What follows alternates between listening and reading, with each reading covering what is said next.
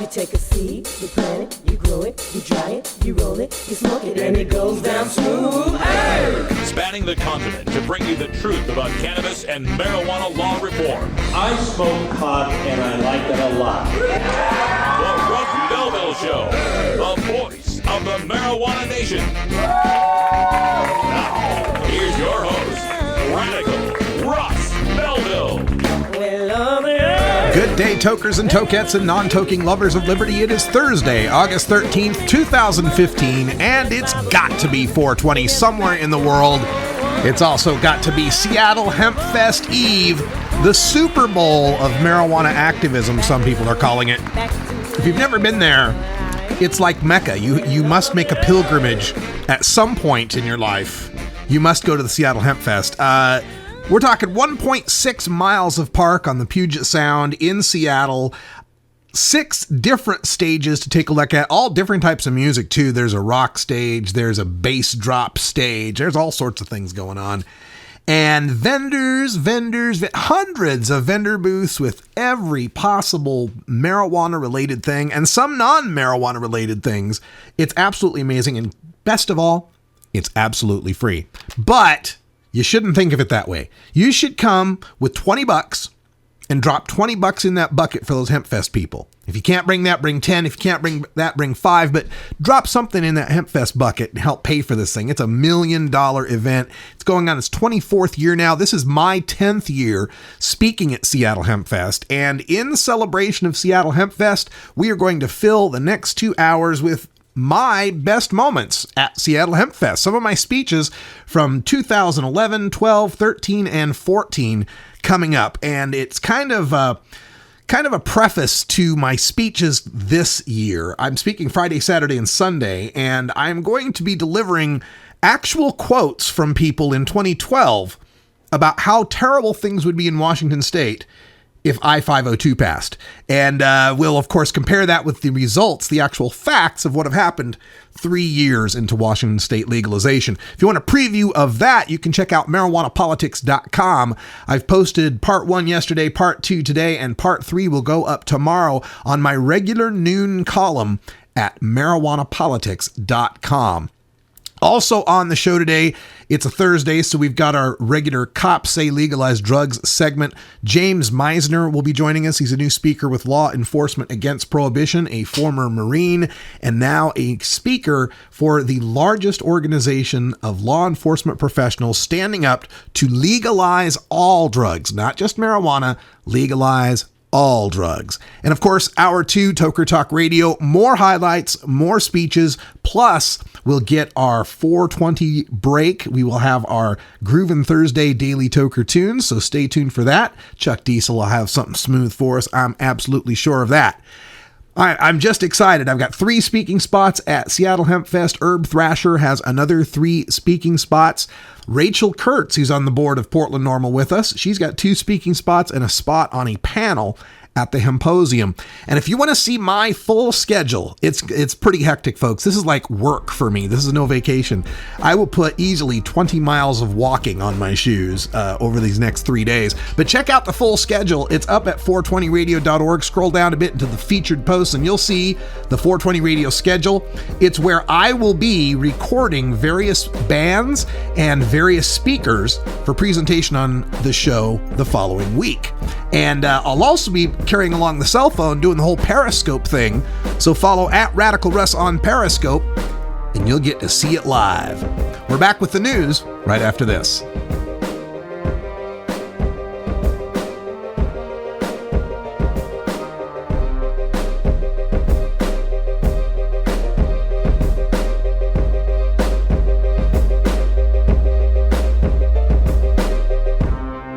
You're tuned into the Russ Belville Show, the voice of the marijuana nation. Tjena, jag heter David, PKA The Dirtball. Vi ska röka hela tiden, alla år.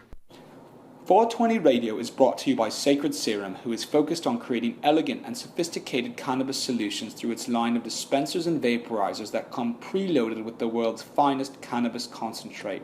Sacred Serum's concentrate is made on pharmaceutical-grade supercritical CO2 extraction machines that use absolutely no butane or other toxic chemicals.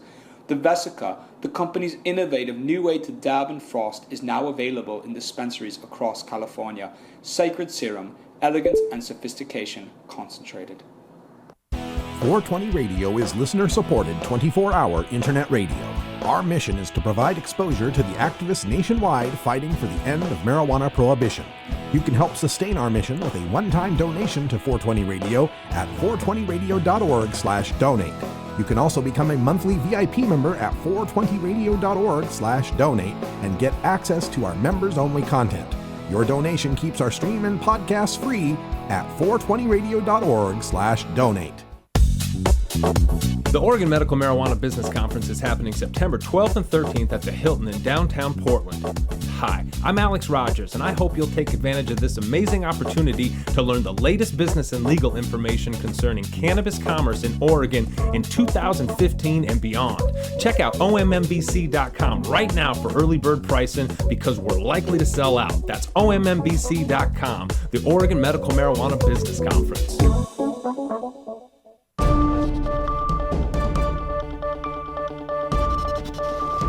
It's time for the 420 Radio News, covering the latest headlines in consumer cannabis, medical marijuana, and industrial hemp. Replays of 420 Radio News are embeddable and shareable from our SoundCloud page at soundcloud.com/RadicalRuss. Now, the marijuana headlines in 4 minutes and 20 seconds. This is your 420 Radio News for Thursday, August 13th, 2015. A Toronto-based research group published a report that debunks claims of health and social harm of marijuana that hits the core of the drug policies advocated by Canadian Prime Minister Stephen Harper amid the ongoing election campaign. Harper, the leader of the Conservative Party, is fighting against calls to legalize marijuana by rival politicians, particularly Liberal leader Justin Trudeau. He said, quote, "The statistics in places like Colorado are very clear on this, that when you go down that route toward legalization, marijuana becomes more readily available to children, more people become addicted to it, and the health outcomes are worse." The assertions are among the 13 claims about marijuana harm that the Toronto-based International Centre for Science and Drug Policy attacked in its report released on Wednesday. The report said the science behind most of the claims was weak and accused pot opponents of cherry-picking facts to further their position. At least a dozen Oregon cities and counties have taken steps to ban marijuana businesses from their boundaries as the state prepares to begin retail sales in October. 4 counties and 8 cities have informed the Oregon Liquor Control Commission that they'll be banning marijuana producers, processors, wholesalers, and retailers. In some jurisdictions, the ban must go before voters. Oregon lawmakers gave local governments the ability to keep out marijuana businesses, which were authorized by voters under last year's Measure 91. Even in jurisdictions that opt out, adults can still grow and use marijuana subject to the same limits that apply in the rest of the state. The cities opting out are Ontario, Vail, Nissa, Brownsville, Sandy, Island City, Sutherland, and Junction City. The counties Douglas, Umatilla, Harney, and Malheur. A Harley-Davidson riding union organizer, once hailed as Superman by the California cannabis movement, has been indicted on federal charges for allegedly taking bribes and rigging the union organizing process. Oakland native Dan Rush, age 54, an organizer with United Food and Commercial Workers, arrived on the medical marijuana scene in 2010 at a crucial moment. Via the union's political connections, Rush offered the emerging legalization movement and nascent medical marijuana industry legitimacy. But before a single shop had been organized, Rush took $600,000 in loans from a dispensary operator, money spent at Indian casinos, and to pay local Hells Angels cell phone bills, according to an affidavit filed in federal court by the FBI. These loans were never repaid. Instead, Rush offered his creditors services like ensuring union endorsements or rigging the organizing process against workers, the FBI alleges. California neighborhoods that have more medical marijuana dispensaries may also have more hospitalizations related to marijuana abuse or addiction, a new study finds. In the study, researchers calculated the number of dispensaries per square mile within California zip codes and found that each additional pot shop was linked to a 6.8% increase in the number of pot-related hospitalizations. The findings may help illuminate the effect of increased marijuana availability as voters and state legislatures decide whether the drug should become medically or recreationally legal, the researchers wrote in their findings, which will be published in the September 1 issue of the journal Drug and Alcohol Dependence. However, the study found a correlation, not a cause and effect relationship, between dispensaries and hospitalizations. It's possible that other factors played a role. Marijuana delivery apps are part of a growing push by the cannabis industry to bring technology to bear on everything from growing and testing to selling and delivering their product. And with the medical marijuana sector legal in 23 states and Washington, D.C., and becoming big business in places like California, where sales reached $1.1 billion last year, there is no shortage of entrepreneurs and investors interested in getting in on the action. Rapper Snoop Dogg has invested in the marijuana delivery service Ease, while Founders Fund, the investment firm created by Peter Thiel, has put money into Privateer Holdings, whose subsidiary, Marley Natural, sells marijuana. The Founders Fund was among those who first invested in Facebook, Spotify, and SpaceX. And with the legal state of cannabis still murky in many places, with many state laws at odds with the federal government, businesses are also turning to technology to help with payments. Since banks are still reluctant to provide financing, most businesses accept only cash, or more recently, the cryptocurrency Bitcoin. This has been your 420 Radio News for Thursday, August 13th, 2015. I'm Russ Belville.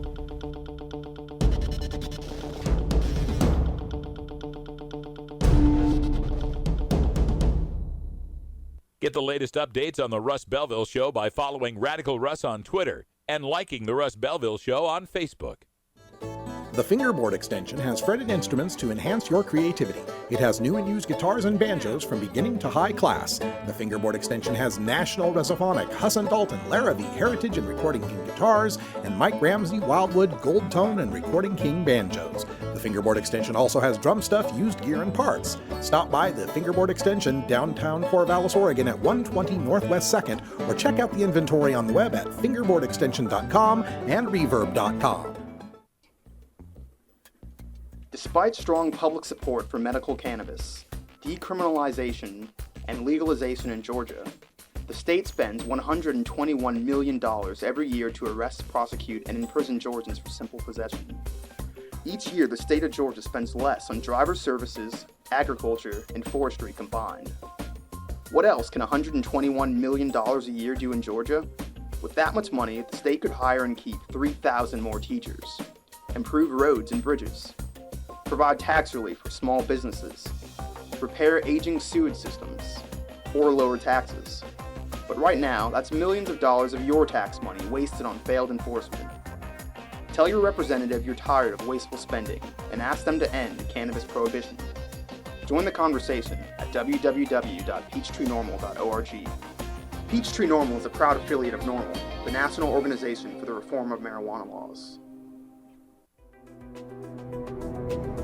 Oregon has joined Washington and Colorado in legalizing marijuana.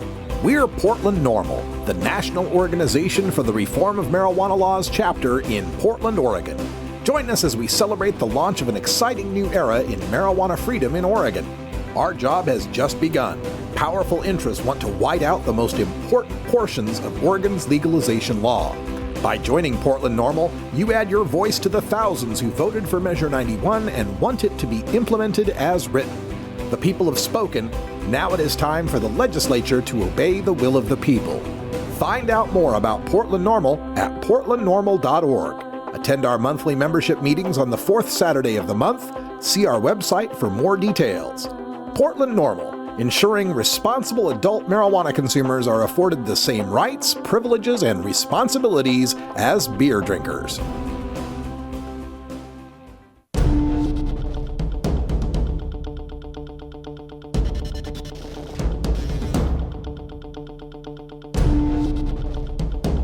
Today for Behind the Headlines, I'm heading off to Seattle Hempfest, so we're looking back to 2011 and my normal drug test speech. Enjoy. He is also the author of NORML's Big Book of Marijuana Facts, but you probably know him as the host of NORML's live internet radio podcast, NORML Live Show, where he's known as Radical Russ. How we doing, Hempfest? Williams? Who wants to win something free? Want to win a free t-shirt? Come up here. I need 4 people to compete to win free t-shirts. Come on up. Hurry. I only got a little bit of time. Here's the gentleman right here. You're contestant number 1. Where's contestant number 2? I need some ladies here. This ain't gonna be a sausage party here. Let me get a lady up here. Got a lady contestant. Any ladies want to compete in the... You'll win a free t-shirt. Hurry it up. All right. Contestant 3? All right. Contestant 4. Where's contestant 4? My friend Mike. Contestant 4. All right.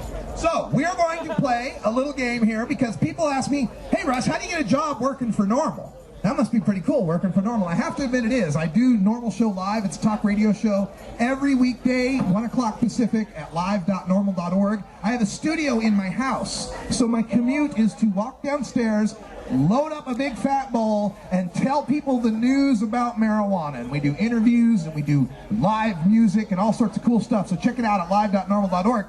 But people ask me, Russ, when you go to work for Normal, is there a drug test? Ha ha ha ha ha. And I say, well, as a matter of fact, there is a drug test to work for Normal, and it's multiple choice. So, gentlemen, are you ready? You got A, B, and C in front of you, right? These are multiple choice questions, and you're going to answer A, B, or C as to which one you think is right. And whoever gets the most right is the winner of the contest. You get free Normal t-shirts. Are you ready? All right. Question number 1. Which one of these 3 drugs, according to the federal government, is not a medicine? A, cannabis, B, cocaine, C, methamphetamine. A, B, or C? Let's see it. Let's see it. A, B, or C? Hold them up. A, B, or C real quick. Got B, says cocaine, says cannabis, says cannabis. The gentlemen who answered A are correct. According to federal law, cannabis is not medicine. Marijuana is not medical. Do you believe that? No, that's bullshit if you ask me. But yeah, cocaine and methamphetamine are both prescribable. They're Schedule 2, and yet marijuana is Schedule 1. Coke and meth are legal, but pot is not. All right, question number 2. Question number 2. Of these 3 countries, which one of these 3 countries locks up the most people in prison? Is it A, China, B, Europe? Well, that's not a country, it's a continent, but you get my point. Or C, the USA? All right, you answered C. You are correct. The United States of America locks up more people, not per capita, overall. We lock up more people than China, and they've got 1.6 billion people. Fuck the police. That's right. That's right. All right, question number 3. There's only 2 more questions here, and we've got 2 guys with both of them right so far. So, which one of these 3 chemicals is not a cannabinoid? Is it A, CBD, B, THCV, or C, CBGB? C, CBGB is the correct answer. CBGB is a punk rock club in New York. And our final question, this is a tough one. In which of these 3 presidents' career, their term when they were in office, was there less people arrested for marijuana when they left versus when they started? Is it A, Nixon, B, Reagan, or C, Clinton? It is B, Ronald Reagan. At the beginning of Reagan's term, 400,000 Americans were arrested for marijuana every year. At the end of his term, it was 380,000. That's the only president over which the term is gone down, believe it or not, other than President Carter as well. So, right now, how many arrests do we have per year? Twice that, 850,000 marijuana arrests per year. Now here's a surprise. Since I'm at Hempfest and I'm really stoned, I didn't keep score. You're all winners. Bring those to the Normal booth down there, and I'll get you free t-shirts. It's past the main stage when you guys are on your way out. Hit me up and I'll get you a free t-shirt, all right? Also, remember everybody, register to vote. I know a lot of people don't think it makes a difference, but it really does. You know why they don't ever change gun control laws or abortion laws? Because those people go out and vote. And there are 25 million of us in this country. There are more tokers than Texans. There's more of us than there are people in Texas. There are more daily marijuana smokers than there are people with $5 million net worth. I like to say there's more daily potheads than rich people. So we've got power. We can recognize that. Please tune into my show. If you'd like to know more about Normal Show Live, I've got all sorts of little flyers with the website and all that. You can download it through iTunes. Keep informed. Keep educated. This is just a cute little game, but really, you got to learn what we're talking about here. This is important. This is your right. Stay out of jail. We love each and every one of you. Peace. I'm Radical Russ, out. Thank you for coming out here, Radical Russ. That was a very informative, and I really like the visual aids. Okay, I've got a little bit of a perplexing... Hey, this is great, man. That, of course, was MC Steve Fun, and you can hear an interview with Steve Fun on the Herb Thrasher Flower Hour that we conducted last Friday. It's right up at 420radio.org in the featured section. Coming up, we've got another speech from Seattle Hempfest 2011. It's always interesting listening to the ones before marijuana was legal in Washington State. It's a little speech I call the amendment speech. Stick around. Marijuana is not addictive, but listening to the Russ Belville Show is. This is Radical Russ encouraging you to take a look at the Weed Blog every day. Johnny Green and the staff at the Weed Blog are on top of all the latest developments in the fight to end marijuana prohibition nationwide. You can even get the Weed Blog on your smartphone by installing the Weed Blog app for iPhone and Android. If it's about weed, it's on the Weed Blog, including my original writing. So don't delay. Read the Weed Blog today. You're listening to 420 Radio.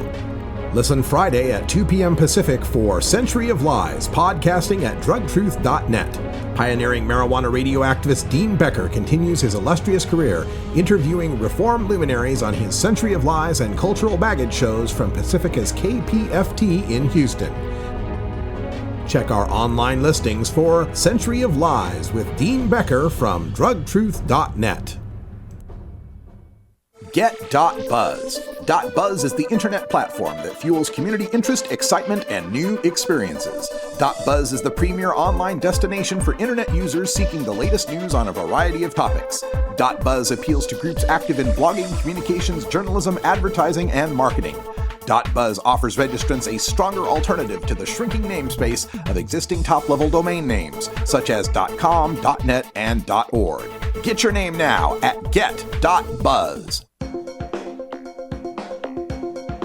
Arguing for the end of adult marijuana prohibition is easy because we have facts, science, reason, compassion, evidence, truth, and logic on our side. It is even easier when researchers catalog it all for us.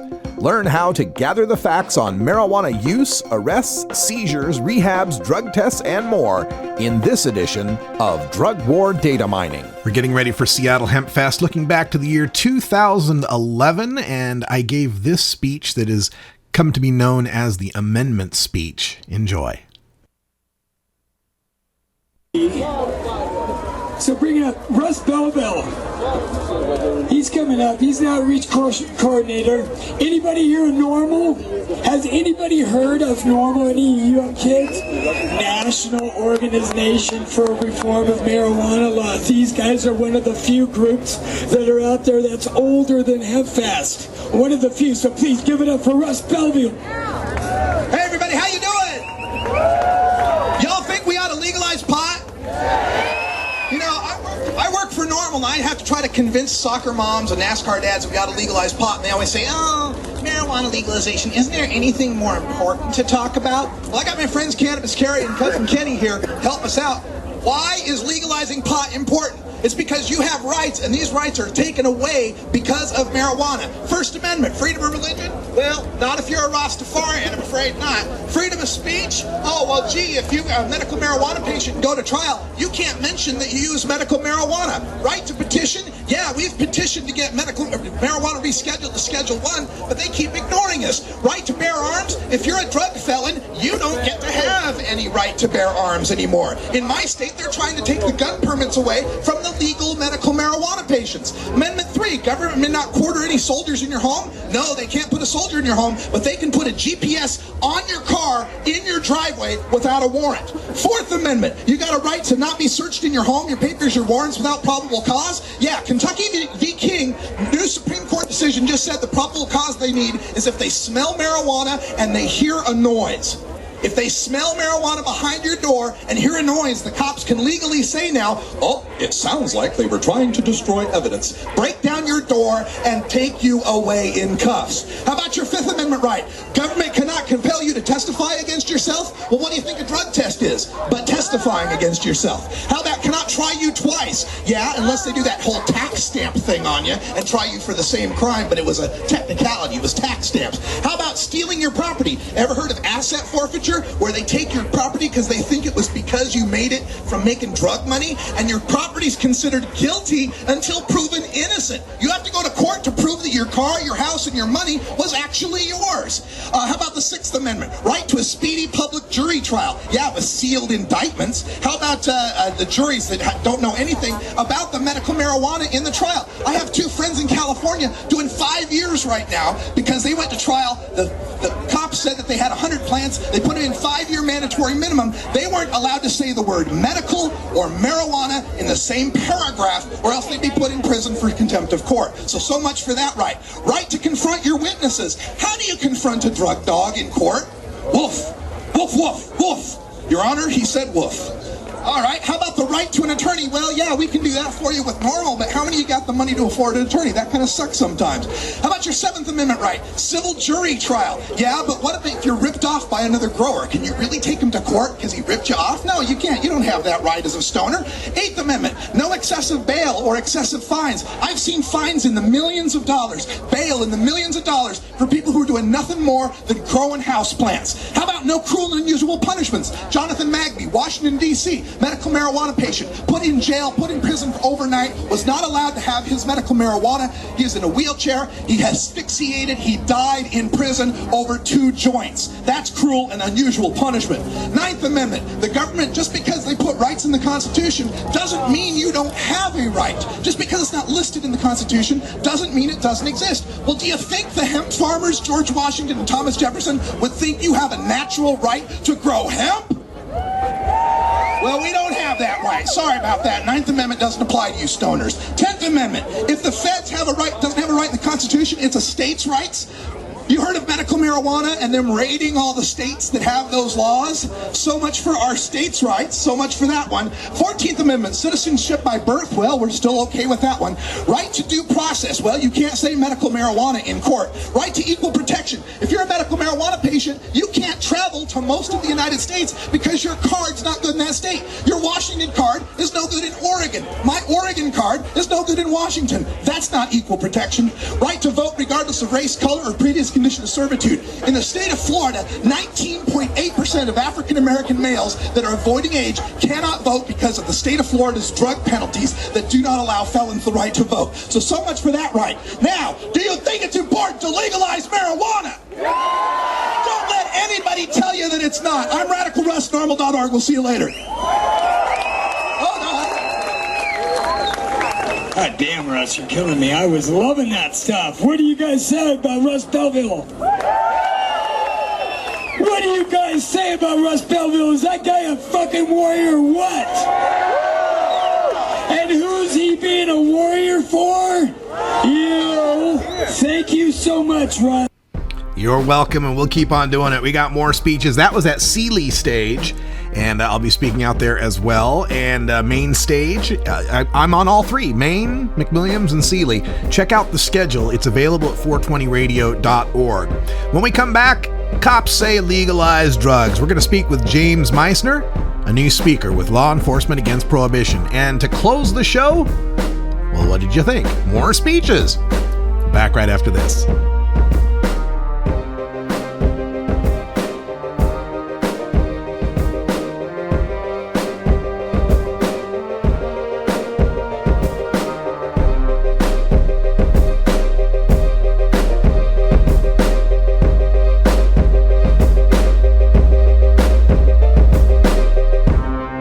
You're tuned into the Russ Belville Show, the voice of the marijuana nation.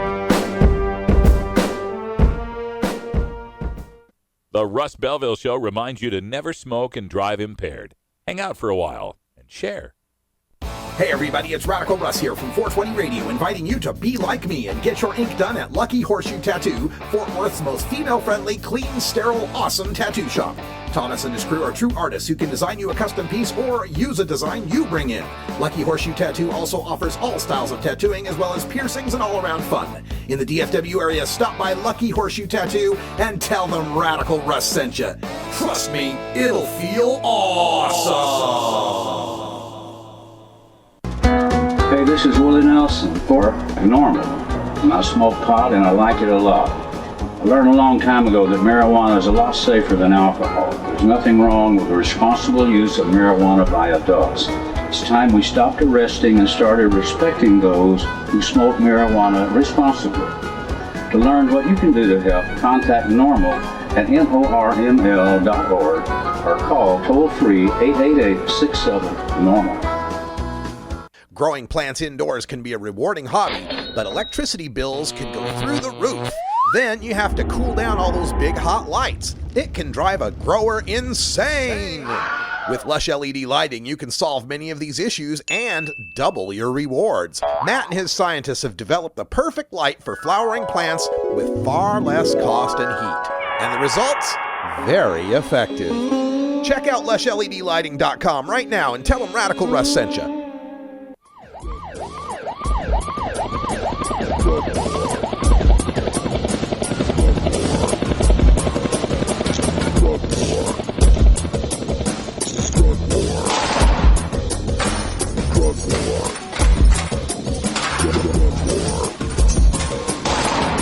One of the most disturbing elements of the Prohibition War is how it's made police the enemy of otherwise law-abiding cannabis consumers.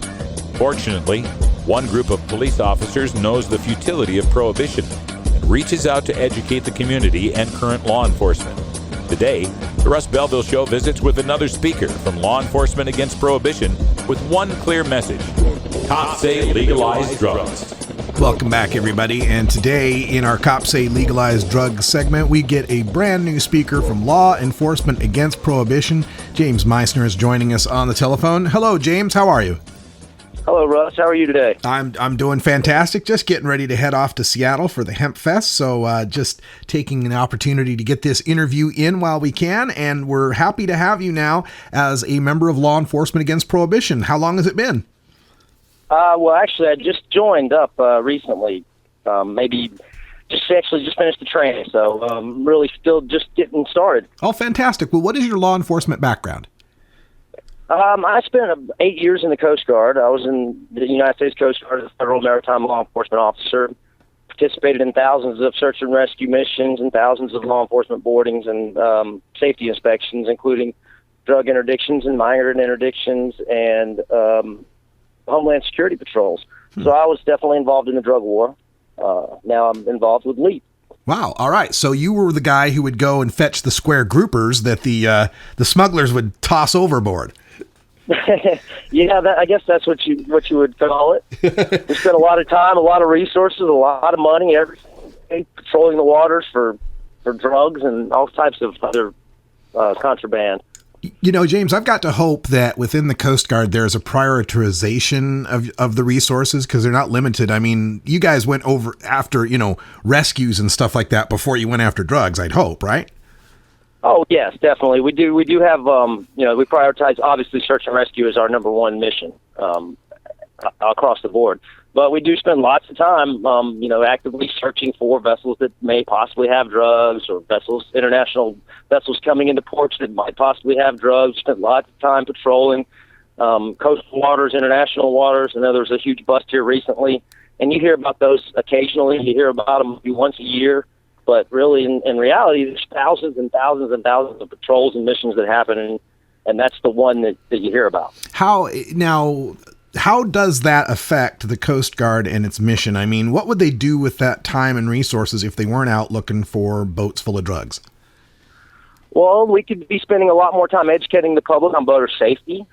That's the big issue that we have is boater safety and doing boater safety inspections, making sure everybody's got their safety gear and keeping people like that just happened recently with the 2 kids that got lost down in Florida. You know, keeping people like that safe and spending more time on that. I mean, obviously we're gonna bust the drugs as we come across it, but spending countless hours and resources looking for them hasn't made a difference. Yeah, and it seems to me that you'd have more likelihood of preventing the rescue situations from happening in the first place if you'd had better, use of resources against the drug instead of going after the drugs.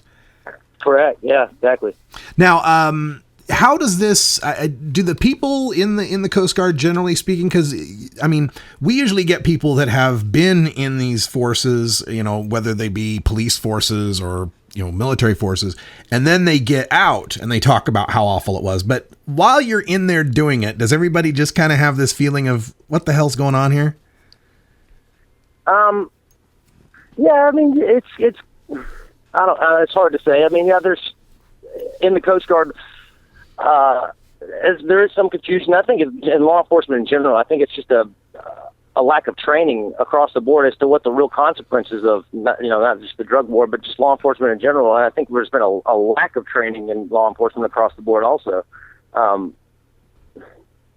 So when it comes to, the drug war, though, sometimes we'll hear our opponents talk about how the war on drugs helps to fund terrorism and those things that you, working with Homeland Security, would be trying to fight. Is that a concern for you?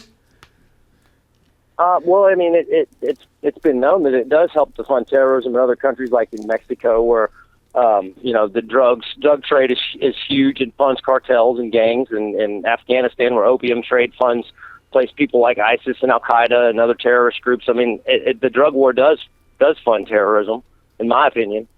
So that's an argument that we use sometimes to get people to think that, hey, it's better that we legalize, regulate these things, take that profit out of it. But then people are afraid that there's going to be more accessibility. There's going to be, heroin shops on the corner or whatever it might be. How would you talk to people using your experience with the Coast Guard and fighting this drug war to convince them that, to go along with what we're talking about? Well, we're starting to see experiments happening across the world, like in Colorado with the legalization of cannabis and marijuana, and over the last 20 years, we've seen as medical marijuana states switch from not having medical marijuana to having medical marijuana. There's not been an increase in teen use. In Colorado, there's not been an increase in teen use. We see opiate addictions go down. We see opiate deaths go down. Suicides go down. We see traffic fatalities go down. We see a lot of positive effects, and we're not seeing any of the negative effects that have long been feared. The explosion of use. We're going to have, kids running around smoking weed all the time, or we're going to have a bunch of people shooting heroin up all the time. We see that in Switzerland, I believe it is. They have a legalized program where people can go and they can get access to heroin, and they can talk to doctors, and they can. It's cut the disease spread down across Switzerland. It's cut the use down in Switzerland.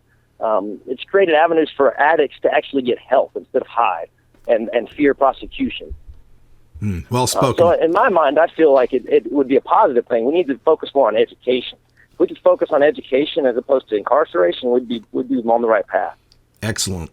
Well spoken. We're speaking with James Meisner. He's with Law Enforcement Against Prohibition. You can find them at leap.cc, and they've got speakers all around the country, all across the world, as a matter of fact. Leap.cc, you can find a great speaker in your neck of the woods. And speaking of that, where are you located, James? Where am I calling you to?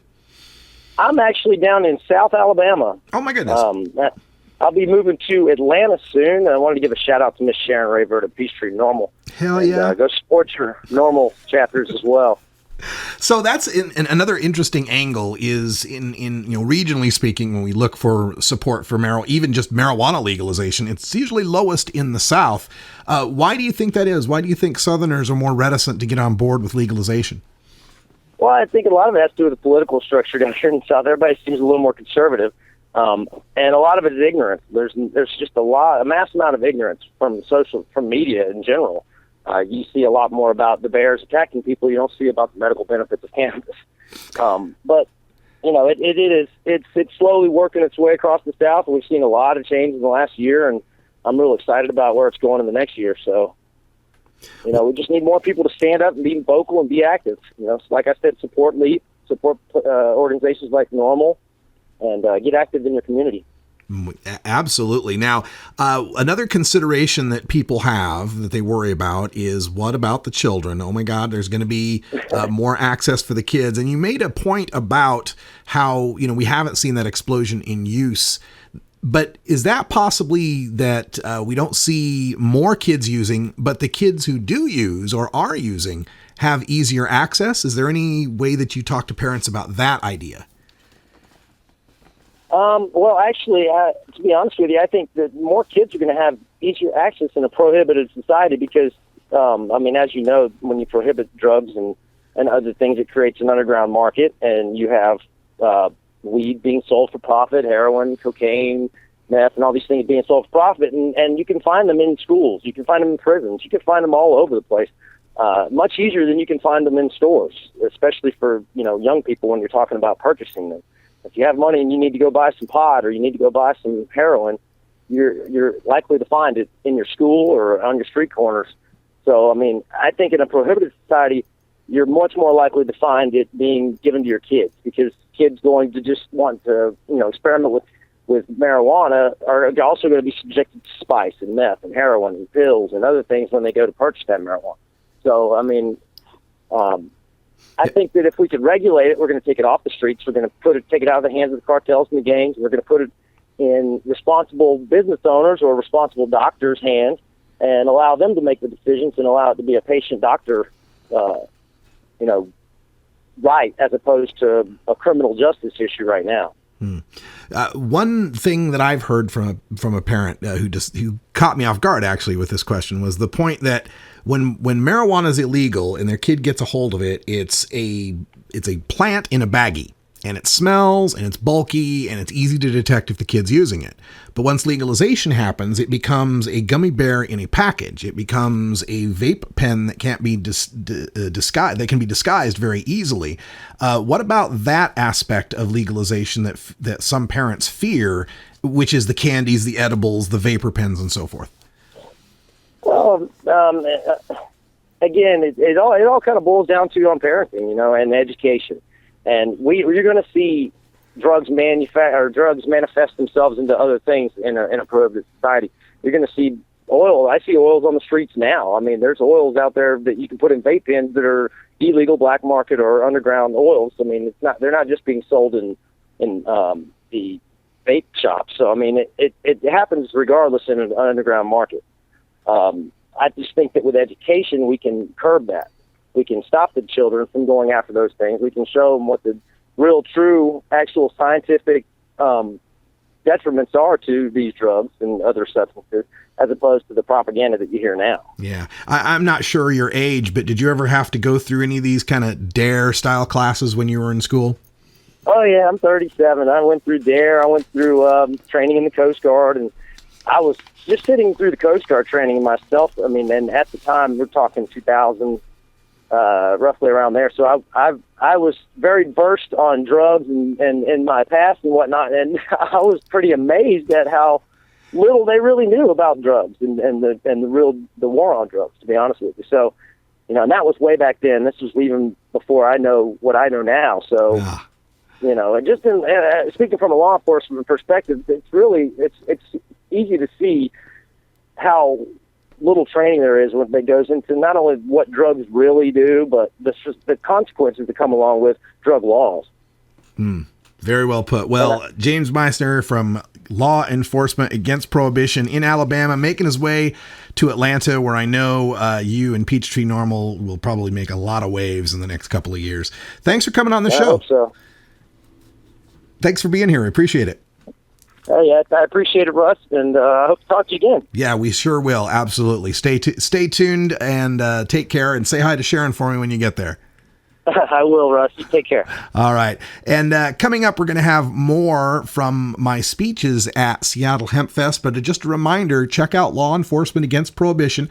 Cops Say Legalize Drugs. You can find them on YouTube at Cops Say Legalize Drugs, I think is what the full name is. Might just be Cops Say Legalize, because that's their Twitter handle. And when in doubt, just go to leap.cc. I'm sure they've got all of the links up there at leap.cc. Telling ya, cops from Leap are the only cops I record for fun. The rest I record for self-preservation. We got an anti-drug public service announcement of the day coming up, and then my 2012 Hempfest speech to the No on I-502 people on their fear of the per se DUID.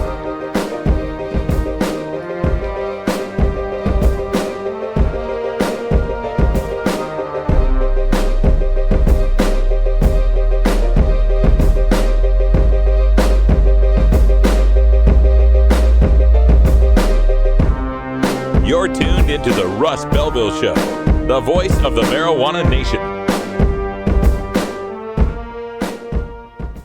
The Russ Belville Show. We're as much like Cheech and Chong as ordinary Americans are like the Three Stooges. Hey, Mo! You know Herb Thrasher from the Herb Thrasher Flower Hour. Now get ready for Herb Age Designs for the proud cannabis consumer. Herb Age Designs, lifestyle gear for the 420 friendly. Herb Age Designs, we've got frisbee golf discs and durable hemp gear.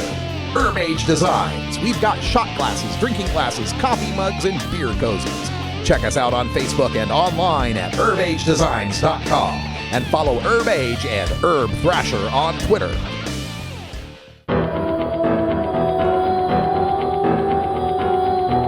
In the interest of fair and balanced journalism, the Russ Belville Show presents the anti-drug public service announcement of the day. In the U.S., marijuana is the most commonly identified illegal drug in fatal crashes. Marijuana, it impairs driving. This has been the anti-drug public service announcement of the day. To cure this sort of reefer madness, listen to the Russ Belville Show every weekday on 420radio.org. Adam Hand of Handmade Apparel produces quality custom designs for t-shirts, hats, and other apparel. Handmade Apparel is the official design shop for 420 Radio among many clients who rely on Adam Hand for everything from short-run custom projects to full-run clothing lines.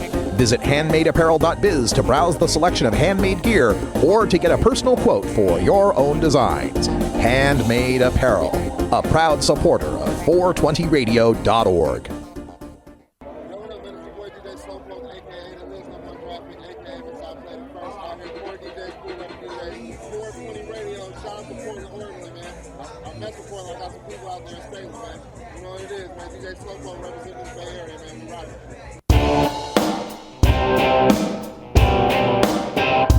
We must wage what I have called total war against public enemy number one. I support a change in law to end federal criminal penalties for possession of up to 1 ounce of marijuana. That marijuana, pot, grass, whatever you want to call it, is probably the most dangerous drug. Some think there won't be room for them in jail. We'll make room. I experimented with marijuana a time or two, and I didn't like it and didn't inhale. One major responsibility is to encourage people to use less drugs. Entirely legitimate topic for debate. Radical Rant. All right, folks, we're all excited. Like I said, heading up to Seattle Hempfest, getting on the train here in a couple of hours and ready to unleash 3 new speeches. And you can get the gist of those speeches by visiting marijuanapolitics.com. Yesterday's piece was up at noon, today's piece at noon, and then part 3 is tomorrow at noon. You can check it all out. Those will be my 3 speeches, basically. And they're all one big, long theme, so I'll probably stitch them all together as a YouTube playlist. Herb Thrasher will be speaking as well, and my entire itinerary is listed on 420radio.org. Just scroll down to the featured presentations and you'll see the schedule post. And looking back, we're looking back at 2012, basically, which was the year that I-502 was on the ballot. Seattle Hempfest happens in August. We were about to vote on legalization just 3 months later than the Hempfest, a little less than 3 months. And there was a substantial constituent of no on I-502 people. So I developed this speech, the Fear of DUID speech, and kind of aimed it at them. He's coming up. He does I think a 24-hour radio show now. He's going to be telling you about some of the work that he's been doing. And this guy is a real, you'll see. Come on up here, Russ. Don't you worry. He's gonna wow ya. Thank you. How you doing, Seattle Hempfest? Feeling pretty good, huh? Freedom rocks, doesn't it? This is awesome. This is an amazing thing. My name is Russ Belville. I'm known as Radical Russ on the air. I do a radio show called The Russ Belville Show on National Cannabis Radio.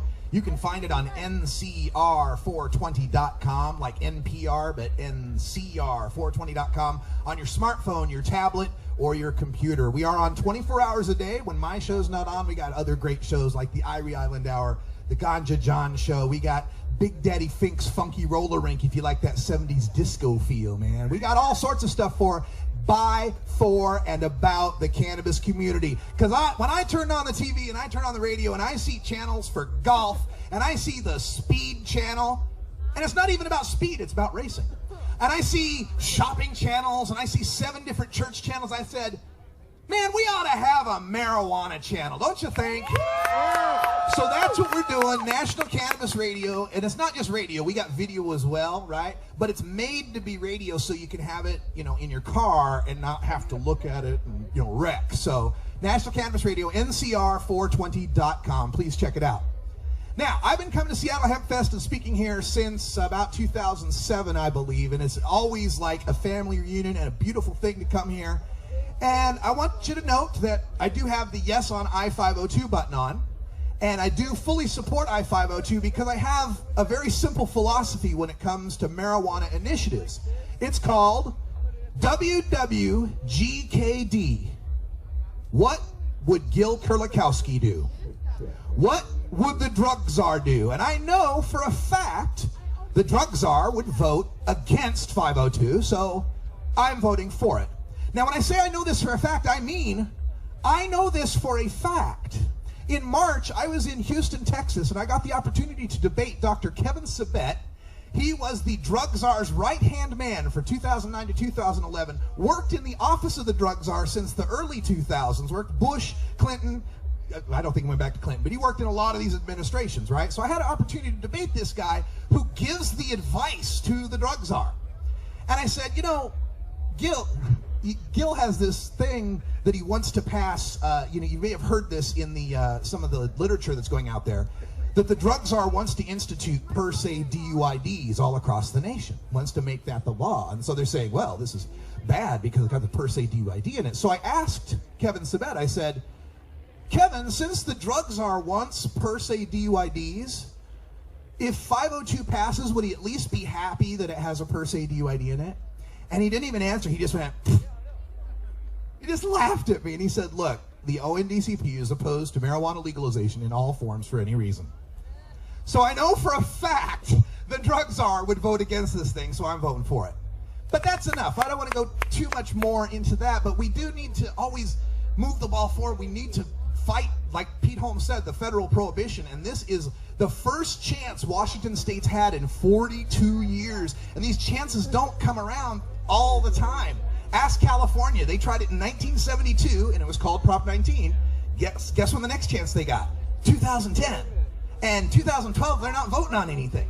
So don't think, oh, we'll just do it next year. It's really hard to get stuff on the ballot, folks. Take the opportunities when you can.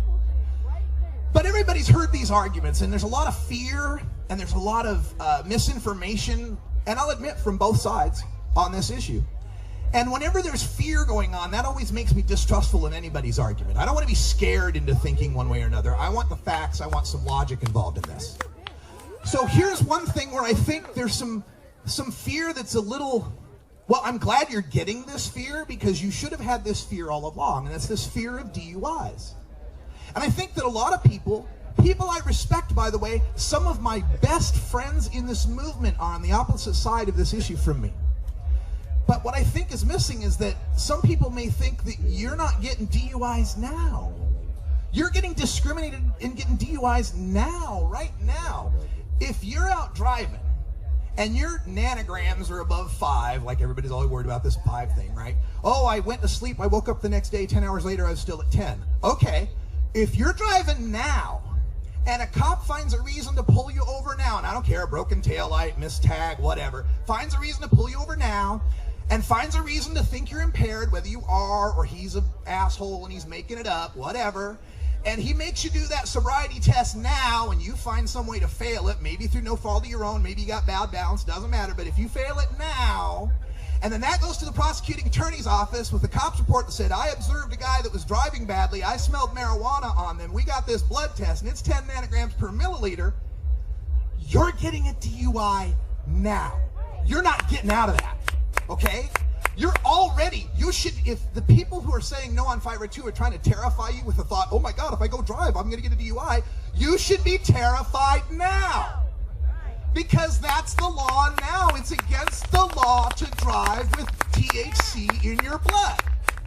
Now, when they say, well, it's not scientific, you're damn right it's not scientific. I am in complete agreement with you. I have read more research papers on marijuana and driving than you have read books in school. I will guarantee you that. I spoke on a monthly and weekly basis with Paul Armentano from NORML, the #1 expert in the country, if not the world, on this research. I know this research better than you do. I know it's unscientific, but guess what? Politics is unscientific.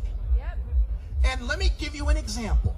I come from the state of Oregon, where I'm a registered medical marijuana caregiver for my wife, who is a patient. Thanks to that law, I can possess up to 24 ounces of marijuana and cultivate up to 24 plants. But the rules that govern those plants say that I can only have 6 mature plants and 18 immature plants. Like other medical marijuana states, there are some that have that as well. But Oregon is the only one where they define a mature plant as any plant that is taller than 12 inches. How many growers out there have 13-inch vegetating plants? Anybody? Vegetating a 13-inch plant, 14-inch plant? That's a mature plant. Whether it has buds or not, any plant bigger than 12 inches is a mature plant. So when I hear 502 people, no on 502 people telling me, well, we can't enshrine an unscientific arbitrary limit that might hurt patients into law, I go, how about that 12-inch line that we voted for in Oregon that we passed for medical marijuana that hurts patients when they go away for the weekend and their seedlings become 13 inches tall and make them a felon? Why was it okay to vote for that to protect patients, but not okay to vote for 502 to protect the mass amount of people who aren't patients who possess marijuana just because they like to? Now, I understand the fear, and I hope that everybody understands that as passionate as I get about this issue, I write a lot, I live in cyberspace where the rules of common decency do not apply. And I've seen comments and vitriol and articles from people who know better, calling people in the movement who've dedicated their lives, people whose husbands are in prison, people who have lost their families, their friends, their businesses, their whole life, dedicated to this movement, getting called the most scurrilous names, being subject to the most heinous of threats even, over this issue. I wore this red shirt today on purpose. While I'm on this blue team, I also support my red friends as well, and I can't believe that Hempfest has turned into a goddamn electoral college map with red and blue states in it. Because no matter what happens with I-502, we all have to work together to either fix what went wrong with 502 or come up with the next one that's going to make it better. Because I don't live in a red Hempfest. I don't live in a blue Hempfest. I live in a red, white, and blue America where we're all fighting for the freedom to use this plant any damn way we choose. And I love my brothers who are anti-502. I love my friends who are pro-502. And I will always support all of us until we end this damn prohibition that is hurting this planet and this world. Thank you. NCR420.com. Come on, give it up for Russ Belville. Thank you so much, Russ. Now that is telling it like it is. I'm telling you, right, we're sick of this shit. We're not going to take it anymore. That's right. End the BS on us. Oh, yeah. It's going to get interesting at this Seattle Hempfest. 3 years later, 3 years after that speech, I'm delivering the follow-up. We're going to take a look at all of the scares that people made leading up to the months between Hempfest and the vote in 2012 and just see how those scares turned out. Stay tuned for Hour 2, Toker Talk Radio. We got more of my speeches coming up from various Seattle Hempfests. My legalization speech from 2012 is coming up next, and then we'll have, after the 420 break, the STFU speech. You want to hear the STFU speech? That's a great one. And then 2013 at the McWilliams stage, and then my 2011 speech at the main stage, and last year at McWilliams. For everyone here at Rolla J Studios in beautiful legal Portland, Oregon, I'm Radical Russ. Until next time, take care of each other, tokers. This is the Russ Belville Show. The Russ Belville Show is blogging and podcasting daily at radicalruss.com. You take a seed, you plant it, you grow it, you dry it, you roll it, you smoke it. You take a seed, you plant it, you grow it, you dry it, you roll it, you smoke it. You take a seed, you plant it, you grow it, you dry it, you roll it, you smoke it, and it goes down smooth.